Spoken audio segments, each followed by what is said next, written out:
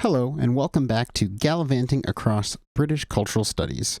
This is episode 4 of the podcast, where I will be covering chapter 4 of Graeme Turner's book. This chapter provides a comprehensive history of scholarship trends from the Birmingham Centre for Cultural Studies and the related contemporaries, which have to do with audience-based scholarship. This is once again quite a lot of ground to cover, so let's dig right in. As I covered in my previous podcast, cultural studies' focus on textual analysis from the early 1970s onward had the unintended consequence of diverting attention from the context in which textual meanings was created: daily people's lives. The elitism evident in textual analysis' de facto preference for the scholarly reader of text was another unsettling byproduct. In cultural studies, audience studies have typically focused on television viewers, and this chapter does the same. We begin with The Nationwide Audience, the 1980 text by David Morley. The Nationwide Audience has been widely studied and critiqued, but it has had a considerable impact on how audiences are approached since it was published. This is more of a testimonial to its categorical illustration of the intricate polysemy of the television text and the significance of extra-textual determinants of textual meaning than to the accomplishment of its initial purpose, which was to test the Hall and Parkin's encoding-decoding paradigm. The goal of The Nationwide Audience is to look at what Morley calls the close relationship between how each person in the audience interprets the message on TV and their social, not just class, position. How individual readings will be framed by shared cultural formations and practices that are already there for the individual. Of course, audiences are not passive consumers of the television message, but their reading positions are at least partially socially determined. Given this, it's not surprising that Morley fails to achieve this goal, and many would hold that the specific factors, i.e. class, occupation, locality, ethnicity, etc., are so many and so interrelated that even the attempt to make a definitive empirical connection is a waste of time.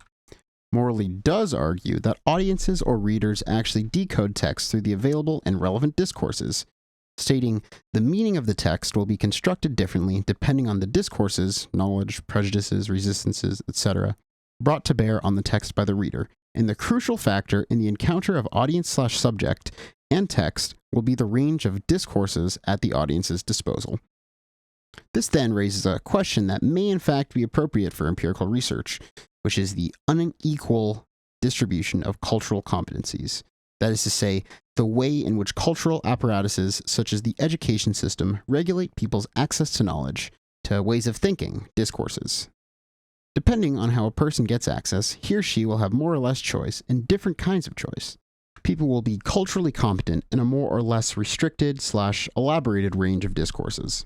For this book, Morley looked at how textual meaning is made by showing an episode of Nationwide, which the researcher had already processed himself, keep that in mind, to 26 different groups of viewers. And the results are certainly worth thinking about.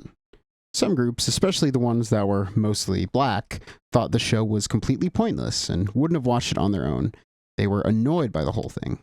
Others took part in the experience very actively, but turned in readings that contradicted each other and went against what one might have thought were the interests of their own class. There was no simple link between what they read and what they did for a living, or what they read and what they learned in school. Morley's study shows that it's not possible to link different readings to big social and class factors like the occupation group of the audience. The polysemy of the message is a product of forces more complex and subtle than these, and Morley eventually arrives at this conclusion. As mentioned earlier, critics have widely attacked the methods Morley used in this study. It's likely that the grouping itself led to a process of coming to a consensus, so it's possible that the experiment was meant to measure that process, and not just how an individual decodes TV text in the family living room. Once the program was made, the audience's responses to it were handled in different ways. Some were reworked by the researcher, while others were taken as they were. However, and despite these criticisms, The Nationwide Audience is an important book because it provides us with empirical evidence that the polysemy of the television text is not just a theoretical abstraction, but an active, verifiable, and determinate characteristic. It also serves as a map of what was going on in cultural studies at the time. It aims to slay the father of American communication models and effects studies. It's heavily influenced by the Birmingham School and the Hall arguments about the nature of texts, readers, and subjects. And importantly, it's where the encoding/decoding model begins to break down. It also uses parts of the so-called ethnographic approach to audiences and subcultures, but its appropriation of these methods is anything but thorough. All of these elements are very indicative of what was going on in British cultural studies at the time. It is important to note, though, that compared to contemporary anthropological research, Morley's method is not very ethnographic, except for the fact that he uses focus interviews with audiences and tries to connect how they read texts to their cultural backgrounds. In 1982, Dorothy Hobson's book, Crossroads, the drama of a soap opera, was published, which kind of represents the next big step forward in the field of cultural studies. For the American members of my audience, or anyone not particularly well-versed in popular British television history, Crossroads was a British soap opera that took place in a motel in the Midlands and aired in the early evening on a commercial channel, not the BBC. The show had a regional flavor because its production company was based in the British Midlands, and because most of its viewers were from the north of England. Hobson's book takes advantage of the cultural moment and collective popularity surrounding the show at a time when the relationships between producers, programmers, performers, programs, and audiences were unusually clear, when the structures that linked them were showing signs of strain, and so when an observer could learn a lot more than usual. She outlines the nature and effects of production schedules, and she realized how those working in the program sustain pride in their professionalism, despite the very punishing schedule of production. The book is a great example of how the culture industries work, because it looks at how the broadcasting institutions, the production company, the people who make the shows, and the people who observe them, all work together. The main difference between her strategy and that of David Morley is that she goes into their world instead of bringing people into the world of the academic researcher. On this, she talks about how she works. I wanted viewers to tell me what they found interesting, what they noticed, what they liked or didn't like about the show, and the episodes we'd watched. I was hoping they would explain to me why the show was so popular and where they might have made a difference. She thought, like Morley, that people work on television texts to change what they mean, but she was not as interested in the process of decoding as she was in assessing the effectiveness of the professional practices of encoding. Her evenings spent watching the program she had taped with their eventual audience were intended to enable her to check how closely the assumptions behind the encoding were accepted by the audiences. On this, she remarks, "It became clear through the process of the study that the audience do not watch programs as separate or individual items, not even as types of programs, but rather they build up an understanding of themes over a much wider range of programs and length of time of viewing." Turner said that her method of watching the audience and talking to them at length about the show revealed much more than Morley's formal and artificial methods. As Hobson learned more about how her viewers related to the shows, she became more and more critical of the way the British government regulated television at the time. She knew better than the producers how important the show was to some of its viewers. She had talked to enough of these viewers to know that escapism or fantasy were far too simple ways to describe soap operas. In her closing argument, Hobson asserts that the audience, they did not actually believe that the characters existed. They were simply sharing a fantastic interest in the characters outside the serial.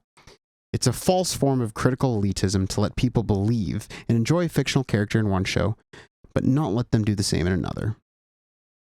In the end, she makes a strong case for recognizing how texts are taking over by their audiences.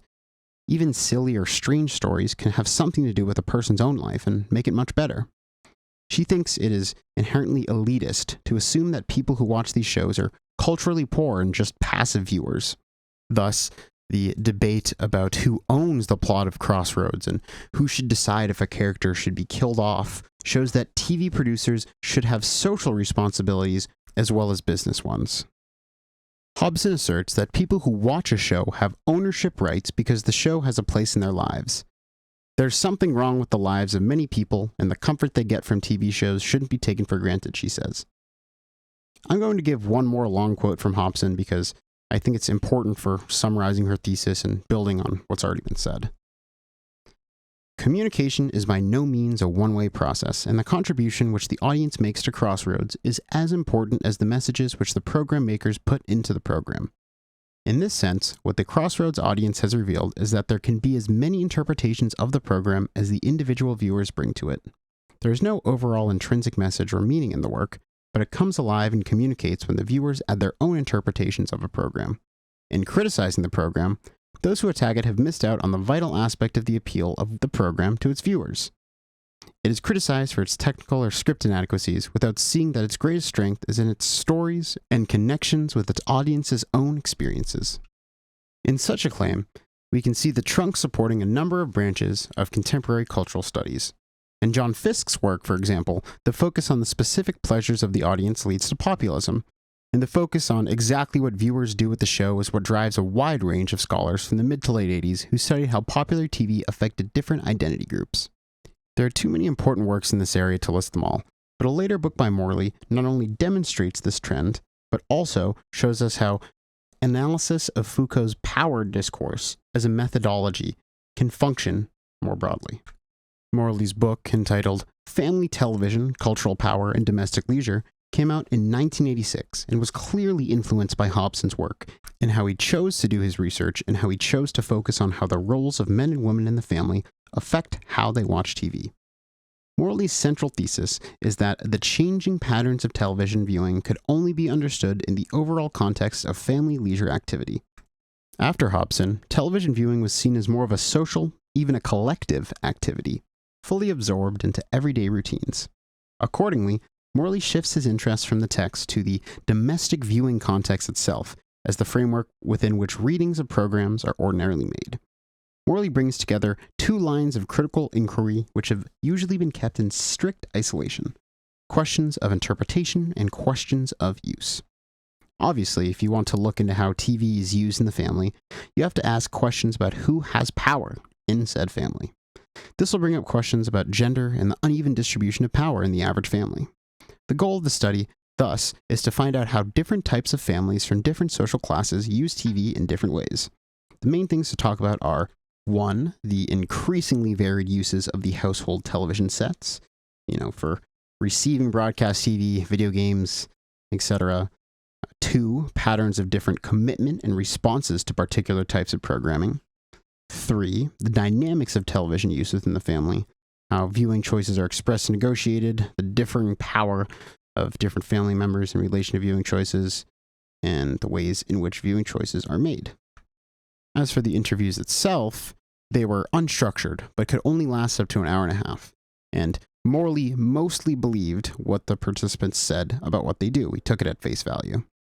And Morley himself admits that this is by no means a representative sample, but he claims, and legitimately enough, that this is certainly sufficient to provide a foundation upon which to base a more comprehensive study. Morley's writing about this research is more ethnographic than the nationwide audience. He tells us more about the family members, what they said, but we still don't know much about each family's social situation or specific traits. The book does provide, however, rich evidence of the complexity of patterns of television use and of how deeply embedded this usage is in other social practices. Morley finds that male dominance is clear in most of the families and takes the form of bullying. For example, some men chose the TV shows for the whole family and made fun of the others' choices. They also took the remote control with them when they left the room so that no one could change the channels while they were gone. Many women talked about how nice it was to be able to watch afternoon soaps without this rule, but they did so with a guilty tone as if it were a luxury they should be ashamed of. Morley found that gender was a structural principle that was true for all the families he talked to. To quote his findings, "The essential point here is that the dominant model of gender relations within this society, and certainly within that subsection of it represented in my sample, is one in which the home is primarily defined for men as a site of leisure, in distinction to the industrial time of their employment outside the home, while the home is primarily defined for women as a sphere of work. Moreover, this differential position is given a greater significance as the home becomes increasingly defined as the proper sphere of leisure, with the decline of public forms of entertainment and the growth of home-based leisure technologies such as video, games, etc. On Morley's scholarly development, John Fisk would say that with family television, he moves away from the encoding-decoding model of an audience's preference and towards the idea of relevance. In his later book, Television, Audiences, and Cultural Studies, Morley expands on this point of view and explains it as a result of two general shifts in the field, one concerning the decentering of television as the focus of interest, and the other concerning a broader concentration of the functions of such media in the construction of national and cultural identities in the context of a postmodern geography of the media. Ethnographic approaches almost always can't be confined to a single arena of discursive competition, like how people react to TV. They can't make it very hard to think of a TV audience as just that, a TV audience. Life is much more complicated than that. Even John Tulloch's 1989 short investigation into how different members of his own family reacted to TV texts led to a series of different and growing social histories, refusing simple explanations for their reactions and aiming for a thick interpretation of cultures. Tulloch's article mentioned here is more of a note on method than a full study. It was inspired by David Buckingham's Public Secrets, EastEnders and Its Audience, which is another British study of a text and its audience. In that text, Buckingham looks at the relationship between the show and the people who watch it in four different but related ways. Through different interviews with the producers, he explains how they see the show and who is likely to watch it. By analyzing the text of specific episodes in depth, he shows how the audience might create different versions of the text. By looking at how the show is marketed and promoted, he talks about the intertextual frame in which EastEnders viewers might place it. Finally, by talking to groups of young people, he talks about how the show affects them. The focus of Public Secrets is not on theory, though, because it is more interested in how popular the show is, which lead to a lot of talk about its texts. In his analysis, Buckingham says, the choice of a working-class setting and the broad age range of the characters thus also made a good deal of sense in terms of ratings. In addition, EastEnders sought to extend the traditional audience for British soaps, which is weighted towards women and towards the elderly. Having a number of strong younger characters, it was argued, meant that the program would have a greater appeal for younger viewers than other British soaps. Strong male characters would also serve to bring in male viewers, who were traditionally suspicious of the genre. Buckingham's later group interviews showed that younger viewers didn't care about the young characters at all. Instead, they are more interested in the slightly illegal things the adults did. Such details like these show how unreliable the production team's assumptions could be, and how hard it would be to predict how the audience would react. So, Buckingham uses a more reader-oriented approach to show how the audience makes meaning on its own. This kind of phrase shows how reader responses and reception theory have an effect on literary studies. In this case, Buckingham uses Wolfgang Iser's idea of invitations in texts, which is part of literary reception theory. From this point of view, texts don't create or decide on meaning. Instead, they invite the readers to take certain positions, explore certain speculations or hypotheses, share certain information that some of the characters don't know, remember earlier events in the serial, and draw on their specific knowledge of the program. Such invitations can be found in the story itself, in the way the characters are made, and in the program's constitutive discourses, which are its unique ways of making common sense. This process doesn't always lead to a single, non-conflicting way of understanding the text. Instead, the ways in which the viewers are likely to respond to these invitations are likely to be very different and, in many cases, contradictory. Even though Buckingham never uses the word ethnographic, a lot of Public Secrets is based around this method of audience research. Buckingham held a series of small group discussions with 60 London-based young people between the ages of 7 and 18 to find out how some of the audience responded to the invitations of the text. One could say Buckingham is naive about what a real open-ended discussion is and what the role of the interviewer is in ethnographic work, but the research often shows how the kids feel about the show. One of them is Buckingham's claim that, while the content of the EastEnders episodes might be interesting to the kids he talked to, the process of revelation, both within the narrative and its subsequent reconstruction and discussion, constitutes much of the pleasure. He found that the kids were well aware that the story carefully gave them pieces of information and that the secrets of the show were revealed in a planned way. Far from being victims of the narrative process, they understood its economy and need for rationing, and they enjoyed the pleasures of speculation, anticipation, and discovery that it gave them.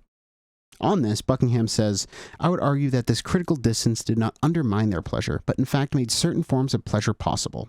The children's comments reveal a complex and shifting combination of different responses. They were by turns moved, deeply involved, amused, bored, mocking, and irreverent. The essentially playful way in which they are able to move between these different positions suggests that they had a considerable degree of autonomy in defining their relationship with television. Because everything is cyclical, we can see that the argument here is essentially just rephrasing Hall's classic encoding-decoding model. The main part of Buckingham's method has been to look at the dialectic between the encoder deciding what the meaning is and the decoder making sense of it. The only unfamiliar feature in this book is perhaps the explicitness in its use of reception theory, and his insistence on the importance of understanding how a text works rather than means, that is, how it enables viewers to produce meaning.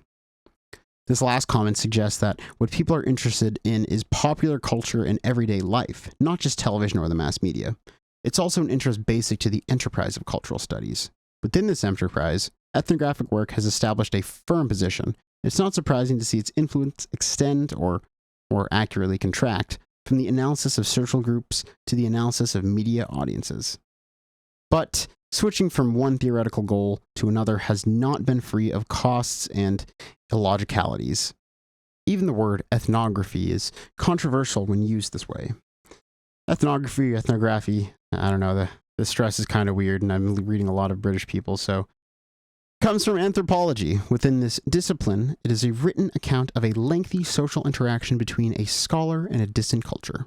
As Radway in 1988 argues, ethnographic studies of media audiences have been extremely narrowly circumscribed, the field of their interest surveyed and cordoned off by their preoccupation with a single medium or genre. So the researcher gets to know not another culture, but a random piece of it. This isn't just a problem with details, it's a major disadvantage. Critics have said that using the word ethnographic to talk about cultural studies of media audiences makes no sense. Firstly, ethnographic research is descriptive and not critical, so it's not a great fit for the political goals of cultural studies. In fact, a major argument claims the practice is illogical because it uses interpretive procedures to understand texts around which the audience clusters, but it only uses descriptive measures to explain the audience. The practice of asking people to read texts that the researchers have already read is full of all the contradictions we talked about last episode. The most basic problem, though, is that it is not clear what the methods are trying to do or what their goal is. Nightingale, an anthropology scholar, had a good criticism. The encoding-decoding audience research uses the same research methods as Willis, but their research strategies are very different. Willis's goal was to show how social processes work and to explain how culture is passed down through the way education and work are linked. This type of broad social aim with its singularity of focus is missing from the encoding-decoding studies, which concentrate on several and more limited aims, such as explaining the popularity of the text, teaching about British cultural studies, or demonstrating the operations by which pleasure is encoded in the text. For whatever reason, the ethnographic studies of media audiences led to a renewed interest in popular culture analyses that aren't based on text and in the ways people live their lives. By 1992, Morley no longer thought it was important to think about texts and audiences. Instead, he said, the challenge is to try to build a model of television consumption that is sensitive to both the vertical dimension of power and ideology and the horizontal dimension of how television fits into and interacts with the context and practices of everyday life. But media ethnographies did not go away. In fact, as claims about how well these ethnographies can explain things have become less grandiose, there seems to be more studies that are useful and very focused. There are, however, still some examples of what has been called the first generation of media audience research. This is research that uses a variation of the encoding-decoding model and is mostly interested in how the media, and especially news, affects society. In some ways, Greg Philo's Seeing and Believing from 1990 goes back to the same ground as the very first nationwide studies. In the book, Philo tries to figure out how the information and opinions we get from the media compare to those we get from other places or other belief systems. His focus is on the role television news plays in what he calls the production of belief. In a way, Philo's research method is the opposite of what the nationwide studies did, and the results show a useful map of how people's knowledge, personal experience, and different levels of openness to explanations from the news media interact with each other. Before moving on, though, should acknowledge that there are ways to deal with or think about audiences that don't involve focus groups, audiences, or meeting real audience members face-to-face. Hartley says that the category of the audience is made up by those who speak for it, study it, try to attract it, and try to regulate and protect it.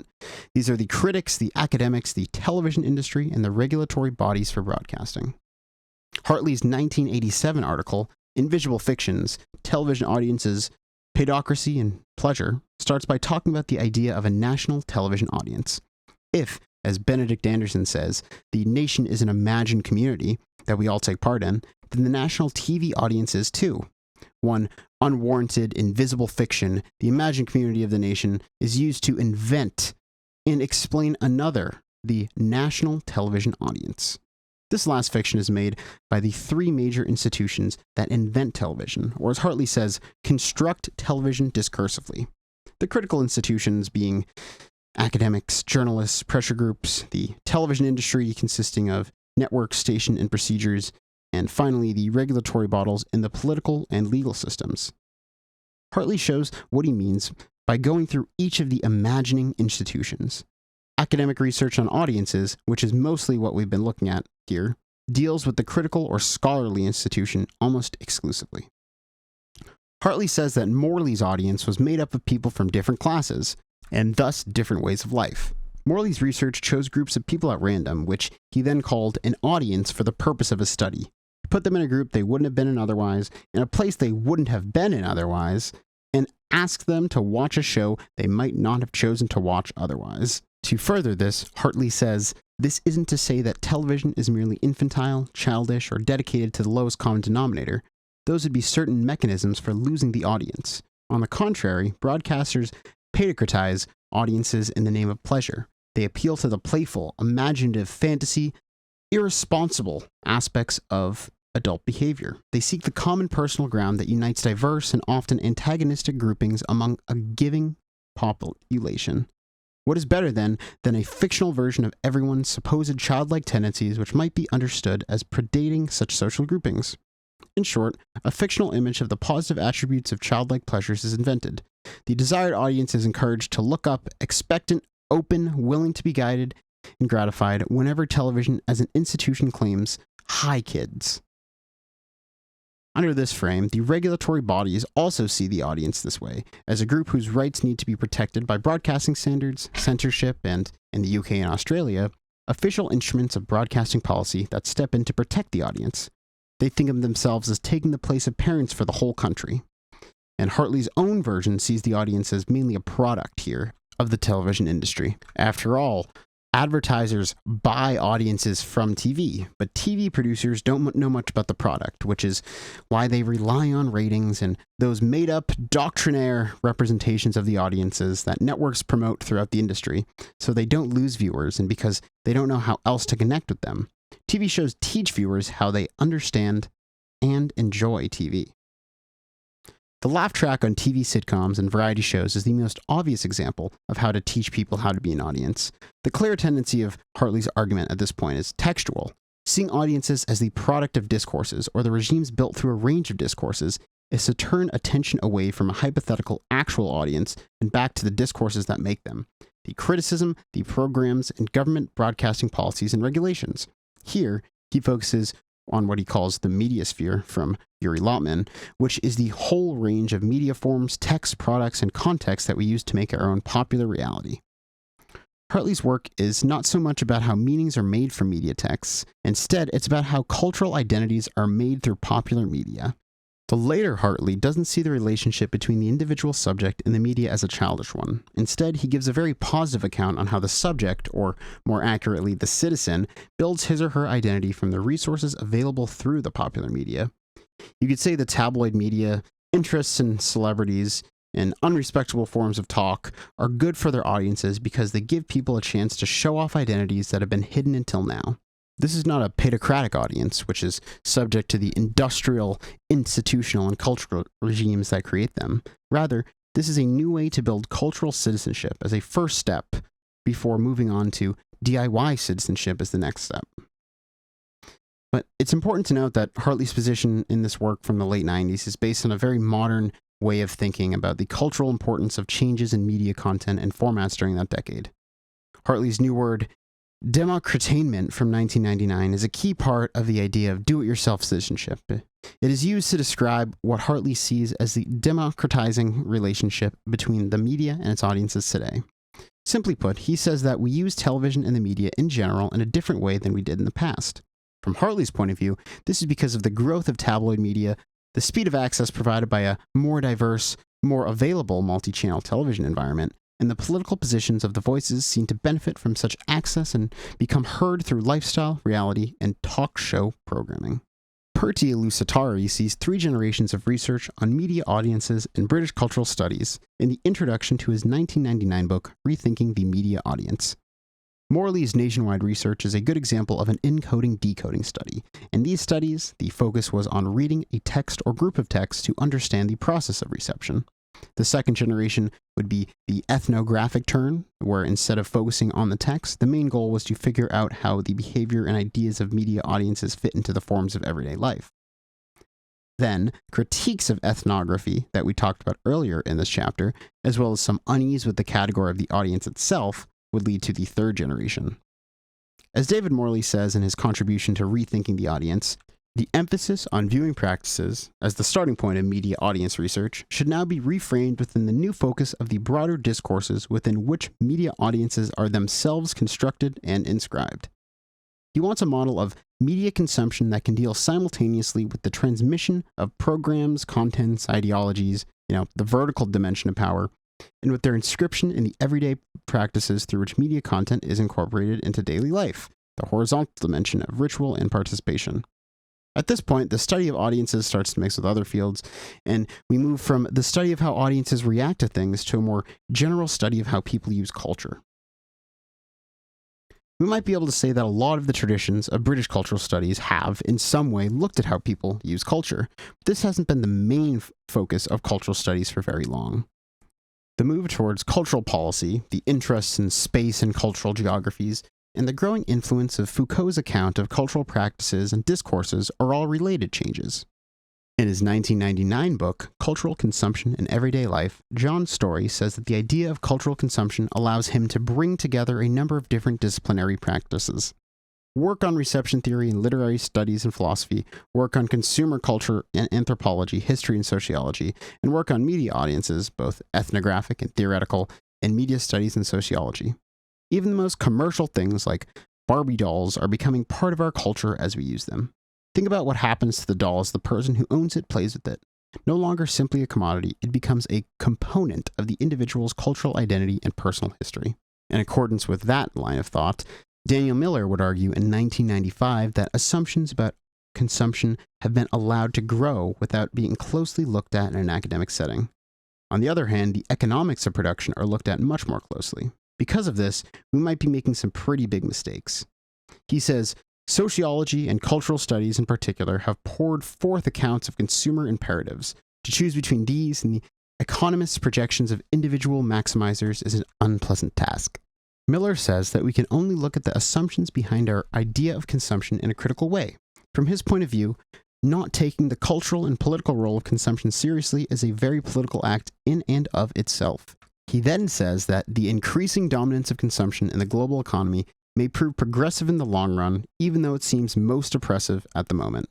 Secondly, Miller likes that the process of cultural self-construction, which cultural consumption is a part of, is inherently pluralistic and partly independent. Miller says that there's kind of a freedom in the choices given, which reminds us of Hartley's idea of do-it-yourself citizenship. This means that the imperatives of consumption may be as different as the cultural context from which consumers act. This more recent work takes us a long way from analyzing media audiences, but it does give us a useful framework for understanding how they react to media texts. Acknowledging Consumption, which Miller put together, has pieces from sociology, history, and geography, among other fields.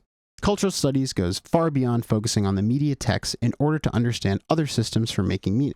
And as it does so, it is influenced by other fields, sociology, anthropology, and history. That brings us to the end of the chapter overview. As you can see, audience studies in the British cultural studies tradition have a similarly long and winding and complicated and nuanced history, almost as much as textual studies, but it does further our understanding of the field's history, and especially when we start to consider the cultural, sociological, and political implications of the field's ideology and how it's perpetuated outwards of itself. Next time, I will be looking at just those cultural practices and ideology, summarizing 2 chapters from the end of the Turner book and sort of putting a bow on this whole book, which I've spent quite a lot of time reading and summarizing and writing about at this point. Thanks so much for listening, and hope you enjoyed.